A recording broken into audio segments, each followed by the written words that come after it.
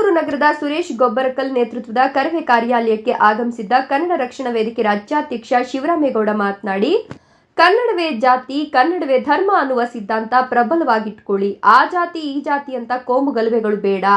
ನಮ್ಮ ನಿಲುವು ಕನ್ನಡದ ಆಸ್ಪತ್ರೆಗೆ ಧಕ್ಕೆಯಾದಾಗ ನಾವೆಲ್ಲರೂ ಒಗ್ಗೂಡಿ ಕನ್ನಡಕ್ಕಾಗಿರುವ ಅನ್ಯಾಯಕ್ಕೆ ನ್ಯಾಯ ಕೊಡಿಸುವಂತಹ ಕೆಲಸ ಮಾಡಬೇಕು.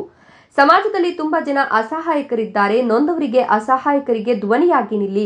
ಒಬ್ಬ ವ್ಯಕ್ತಿಯಾಗಿ ನ್ಯಾಯ ಕೇಳಿದ್ರೆ ಸಿಗೋದಿಲ್ಲ. ಒಂದು ಸಂಘಟನೆಯ ಕಾರ್ಯಕರ್ತನಾಗಿಯೋ ಅಥವಾ ಪದಾಧಿಕಾರಿಯಾಗಿಯೋ ಹೋಗಿ ಸಾಮಾಜಿಕ ಅನ್ಯಾಯಗಳ ವಿರುದ್ಧ ಧ್ವನಿ ಎತ್ತಿ ವ್ಯಕ್ತಿಯಾಗಿ ಹೋಗೋದ್ಕಿಂತ ಸಂಘಟನೆಯ ಶಕ್ತಿಯಾಗಿ ಹೋಗಿ ನ್ಯಾಯ ಸಿಗ್ತದೆ. ಕನ್ನಡ ನಾಡು ನುಡಿಗಾಗಿ ಹೋರಾಟ ಮಾಡಿ ಅಂತ ಕರವೇ ಕಾರ್ಯಕರ್ತರಿಗೆ ಮನವಿಯನ್ನ ಮಾಡಿಕೊಂಡ್ರು. ಈ ಸಂದರ್ಭದಲ್ಲಿ ಸುರೇಶ್ ಗೊಬ್ಬರಕಲ್, ದಾವಲ್ ಸಾಬ್ ದೊಡ್ಮನಿ, ಹನುಮೇಶ್ ತಿಪ್ಪನಹಟ್ಟಿ, ಹನುಮೇಶ್ ಗೀತಾ ಕ್ಯಾಂಪ್, ರವಿಕುಮಾರ್, ಮಲ್ಲಿಕಾರ್ಜುನ್ ಇತರರು ಹಾಜರಿದ್ದರು. ಎಂಕೋವ ನಾಯಕ ಭೂತಲದಿನ್ನಿ, NKS TV4 ಸೇಂಥನೂರು. ಕನ್ನಡವೇ ಜಾತಿ, ಕನ್ನಡವೇ ಧರ್ಮ ಅನ್ನೋ ಸಿದ್ಧಾಂತವನ್ನು ಪ್ರಬಲವಾಗಿ ಇಟ್ಕೋಬೇಕು. ನಾವು ದೇವರು ಕನ್ನಡವೇ ಅಂತಕ್ಕಂಥದ್ದು ನಾವು ಇಟ್ಕೋಬೇಕು. ಆ ಜಾತಿ, ಆ ಧರ್ಮ, ಈ ಕೋಮು, ಆ ಕೋಮು ಅಂತಕ್ಕಂಥ ವಿಷಯಗಳು ಸಂಘಟನೆಗಳಿಗೆ ಸಿಗಬಾರದು.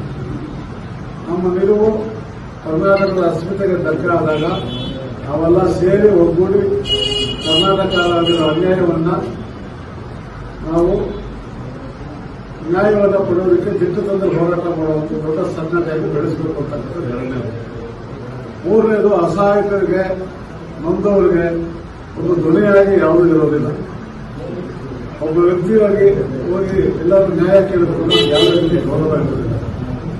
ಆದರೆ ಒಂದು ಸಂಘಟನೆಯ ಕಾರ್ಯಕರ್ತರಾಗಿ, ಸಂಘಟನೆಯ ಪದಾಧಿಕಾರಿಯಾಗಿ, ಸಂಘಟನೆಯ ನಾಯಕರಾಗಿ ಯಾವುದಾದ್ರೂ ಸಾಮಾಜಿಕ ಅನ್ಯಾಯಗಳಾದರೆ, ಸಮಾಜದಲ್ಲಿ ಸಾಕಷ್ಟು ಅನ್ಯಾಯಗಳಿರುತ್ತೆ. ಅಂದರೆ ಸರ್ಕಾರಿ ಕಚೇರಿಗಳಲ್ಲಿ ಭ್ರಷ್ಟಾಚಾರ ಇರ್ಬೋದು, ಯಾರೋ ಒಬ್ಬರಿಗೆ ಅನ್ಯಾಯ ಆಗಿರ್ಬೋದು, ಇಲ್ಲ ಯಾವುದೋ ಸರ್ಕಾರಿ ಇಲಾಖೆಗಳಲ್ಲಿ ಸಿಗಬೇಕಾದಂಥ ನ್ಯಾಯ ದೊರಕದೇ ಇರ್ಬೋದು. ಅದನ್ನ ಒಬ್ಬ ವ್ಯಕ್ತಿಯಾಗಿ ಕೇಳಕ್ ಹೋದಾಗ ಅವ್ನು ಯಾವುದೇ ಗೌರವ ಸಿಗೋದಿಲ್ಲ. ಒಂದು ಸಂಘಟನೆಯ ಶಕ್ತಿ ಅವ್ರ ಹಿಂದೆ ಇದೆ ಅಂದಾಗ ಆ ನ್ಯಾಯವನ್ನು ಕೊಡುವಂತಲ್ಲೇ ಅಧಿಕಾರಿಗಳು ಸ್ವಲ್ಪ ಹೆದರ್ತಾರೆ. ನಾವೇನು ಅನ್ಯಾಯ ಮಾಡಿ ಅಂತ ಏನು ಕೇಳಕ್ ಬರಲ್ಲ, ನಮ್ಗಾಗಿರೋ ಅನ್ಯಾಯವನ್ನು ಸರಿ ಮಾಡಿ ಅಂತ ಕೇಳಕ್ ಬರೋದು. ಇಂಥ ವಿಷಯದಲ್ಲಿ ಸಂಘಟನೆ ದೊಡ್ಡ ಅಸ್ತ್ರವಾಗಿರುತ್ತೆ.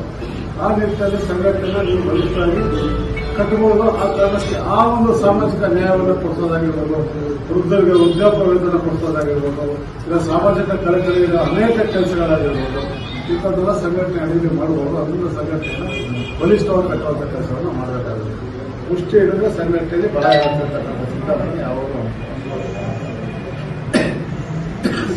ಇದ್ರ ಜೊತೆ ಸಂಘಟನೆಯ ಮಹತ್ವ ಏನು ಅಂತ ಕೇಳಿದ್ರೆ, ನಾನು ಸಂಘಟನೆಗೆ ಏನು ಕೊಟ್ಟೆ